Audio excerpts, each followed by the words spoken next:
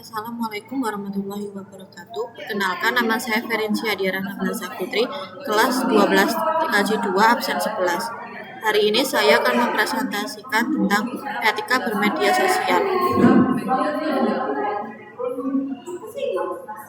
Pengertian etika bermedia sosial adalah aturan atau norma yang mengatur perilaku dan tata cara berinteraksi di media sosial secara sopan, bertanggung jawab, dan menghargai hak orang lain.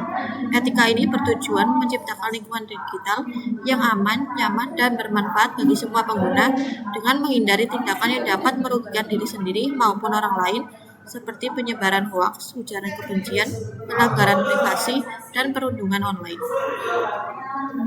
Manfaatnya yaitu yang pertama, melindungi privasi dan hak individu.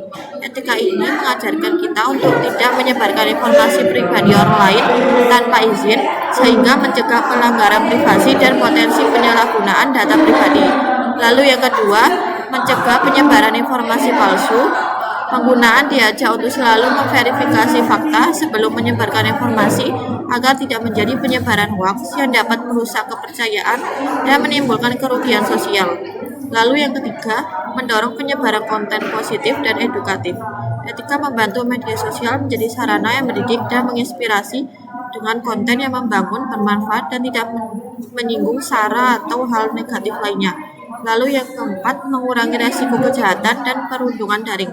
Dengan sikap saling menghormati, etika bermedia sosial dapat meminimalkan tindakan bullying, pelecehan, dan kejahatan dunia maya yang dapat merusak kesehatan mental pengguna.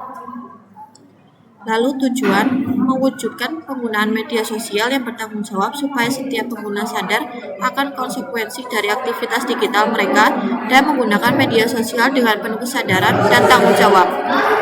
Menjaga kesehatan mental dan emosional pengguna dengan mengurangi sikap dan perilaku negatif seperti bullying, ujaran kebencian, dan pelecehan online.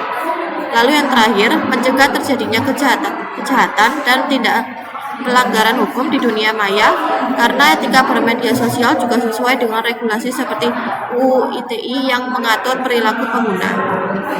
Lalu, etika yang baik yaitu yang pertama, menghormati orang lain dengan tidak menghina atau melecehkan melalui komentar atau unggahan. Yang kedua, berbicara dengan sopan dan menggunakan bahasa santun tanpa kata kasar atau ujaran kebencian.